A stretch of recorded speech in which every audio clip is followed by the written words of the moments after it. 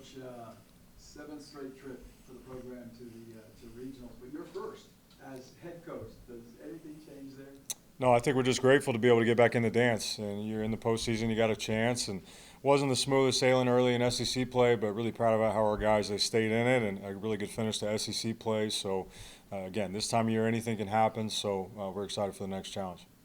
Your first trip to the tournament here was to Chapel Hill. Your first trip as a head coach is to Chapel Hill. Did you find any irony in that, and can you draw on any experiences from that first time in the Chapel Hill Regional? Yeah, that's a great question. It is kind of ironic that, of course, it's there. I mean, it's a good ballpark, and just talking to some other coaches from the ACC is how was it playing then versus because I remember it playing really offensive during the day. I remember Connor Pavoloni hitting an Oppo grand slam, and I think Andre Lipschitz hit a big homer versus Liberty to go ahead. So some good memories there, and again, just we were just fighting, scratching, clawing, trying to win games, and that was a big moment for our program back then. And I remember there was a big gap on the wall between when we got to the postseason. And I still have a picture in my office of that whole crew together. That was a big deal when we got there the first time. So, but now it's the same deal, just competition. It's funny, regardless of home road.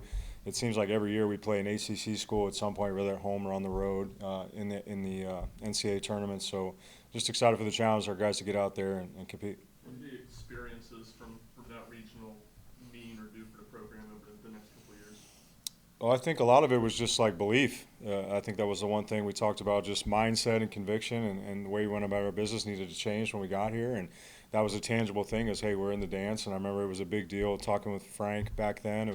We got to 40 wins, and the way we got there that year was, I remember it was bases loaded. Redmond Walsh was on the mound. I think it was a line drive to Redmond or some crazy double play, end up getting out of the inning. So, again, there's a lot of things we can look back on, but it's a long time ago now since we were there. This is a completely new team.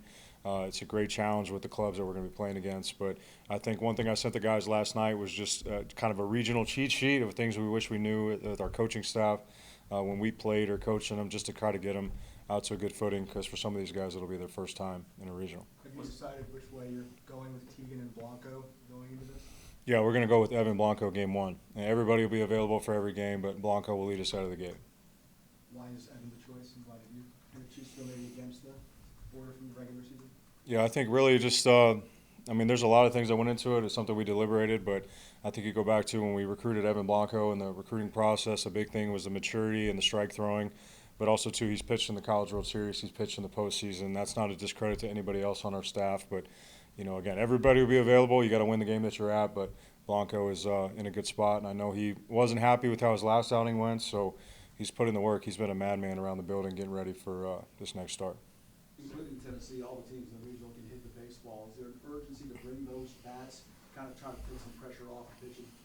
I think so. I mean, again, each game is mutually exclusive how you go about it. They can be high scoring, low scoring. We've seen some crazy stuff. I mean, well, I remember the game at Clemson where we played to 16 innings or whatnot, or the Wright State game. There's a lot of different ways the game can go, but traditionally this time of year it can get pretty offensive. It really can, especially as you get later into the tournament. But our offense has been swinging the bat well. It's good to see Levi and how these guys have come along. If you go off the full sample size of the year, and Trent, you know how great he's been, adding him into the mix. But there's a lot of different ways you can win. You just got to be ready for any kind of challenge.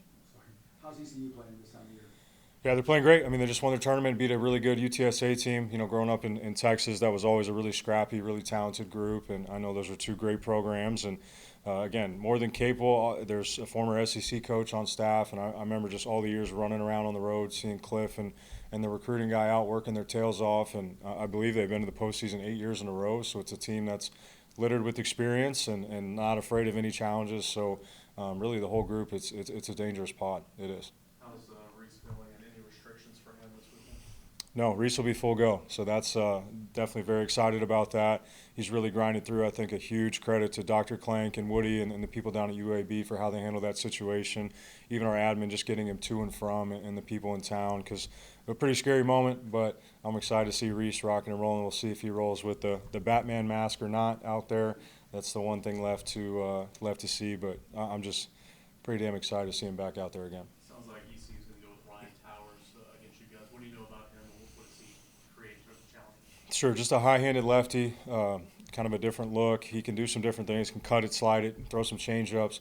Just kind of diving into the video, look like right-handers are missing underneath the baseball, popping up also right field. So, again, it's a really capable group. They're a really talented pitching staff, and I know Chuck and I and Stove have already been kind of diving into that. So we'll get with the guys and have a good plan. But this time of year, it doesn't matter if you're playing home, road. Anybody can win any game. But also, too, if you're in the tournament, you got a chance, and you're a pretty dang good team, and you've probably been through some adversity. And now it's about just competing when everything's on the line, which I know everybody's excited for. I know you mentioned everybody's available this weekend, but is Landon full go as well, or will he be limited in any capacity? Yeah, so Landon's still going through his progression. He will be on the roster, kind of the same deal down as Hoover. So he's going to be kind of a day-to-day deal. I know I had some good conversations with him yesterday. Just got a guy right there, and I know Woody's been working with him. So ultimately, it'll be where's his health and where is his camp feel and what do our doctors say. But again, we'll see how it is. But he will be on the roster this weekend. What's the biggest message to the offense as you face a tough lefty to open up regional? Well, I think the first one is we faced some pretty dang good lefties throughout the year, and we've had some success, but that doesn't mean, again, they're all a little different. If you look at Valinkis or Volantis or Towers, they're all different. There's ways to get them, and then you got to adjust. There's the preparation point, and then there's the competition point, and then my favorite thing is the adjustment throughout the game is what are they doing, how are they trying to get us out, are the guys reading the game? I think that's what our staff does a good job of, having our guys navigate their at-bats from pitch to pitch or at-bat to at-bat. But yeah, there's a lot of different ways to go about it. But this time of year, it's very simple: dominate the fundamentals, communicate, and then string together quality at bats, and understand and respect the game can change on a dime at any point. Is Landon throwing a bullpen or anything like that this week? Yeah, he's been throwing all week. Talk about the irony of playing in Chapel Hill, but for you as a first-year head coach, making it to an NCAA tournament, what does that mean to you? Oh, I just think, again, at this point with this club, just proud of it. I saw somebody send me a deal, like half the teams that were in Omaha last year are not even in the postseason, which is wild to think about. And if you just look at the parity in cross-college baseball and some championship-level programs that are not in the dance, and I think everybody in our league specifically respects how hard it is to get in the postseason with how competitive it is. But all over the country, I know there's some teams that win 40-plus games that aren't in the tournament. So, again, anytime you get a chance to get in the dance, there's a lot of different stories where obviously what Mississippi did a few years back, or again, I know the narrative when we were here a few times where the 1 seed, you can't win, you don't do that. So this time of year, it's about controlling the noise and attacking the next game and making sure, like, the challenge is, hey, how do you make sure you're focused throughout the game? Because you think, okay, we win this game, we do that, or lose this game, we do that. It's you have to be hyper-focused on the next task and being where your feet are, and that's something we've harped on a lot around here. What needs to be different for Evan in the first inning? We need to not give up some runs. That'd be a good start. How does he do that? I think he knows that. I think the big, in a weird way, so we're in Hoover, he's obviously very humid down there in Alabama. So he's rolling through, had the no undershirt, was sweating like crazy. I think it created some adversity on landing the breaking ball, and it was leaving it up and just finishing the pitch. And for him, he can really spin 2 breakers to change, and there's good competitiveness. So I think, again, we'll have a system to make sure he's in a good spot where he's not throwing basically spitballs at the batters that are hanging up in the middle. But again, he'll make adjustments. So that's what he does. He's going to compete. And the other thing too is I have no issue. There's going to be times he's going to give up homers. Everybody in our league, it doesn't matter how good the stuff is, they're going to give up homers. But the key is to not the free passes around before or prior to are the ones that can get you in trouble. But I'm just excited to watch him compete. I know he'll be ready. I don't know if you saw it, but Tony told his Giants media group Tennessee had a chance to win this regional because of the coaching staff here at Tennessee. So if you didn't see it, what are your thoughts here? Yeah, no, it's no, that's good to hear. Again, his fingerprints are still all over this program, especially this roster this year. And I know those guys are grinding through. I got a text from Frank for the first time in a while, so that was good to see. But wish those guys nothing but the best down the stretch. And I know that we always talk about 56 and the course of a long season, but I know 162. That's a different animal over there. But wishing them nothing but the best down the stretch. A lot of metrics kind of just showing that the Chapel Hill Regional might be the most difficult in the entire country right now. Do you kind of, like that challenge for your team as far as, not a lot of people are expecting us to get even out of our region, much less, win a super regional? Well, I think that's the only way you should want it as a competitor. Let's go best, first best, and figure out what's what. And I know it's some great programs with North Carolina and VCU and ECU. It's everybody's capable. But that's what you want, and then you're going to figure out.